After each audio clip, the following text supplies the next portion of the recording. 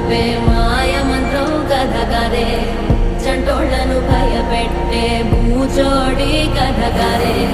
తాత ముత్తాతమ్మల భూతాల కథ కదే విక్రమాదిత్యుడు చెప్పిన వేదాళుడి కథ కదే దీపము నుండి బియ్యం వచ్చే అల్లావుద్దీన్ కథ కదే ఇది ముడత చర్మం ముసలి చెప్పే కథలాంటి నిజమేలే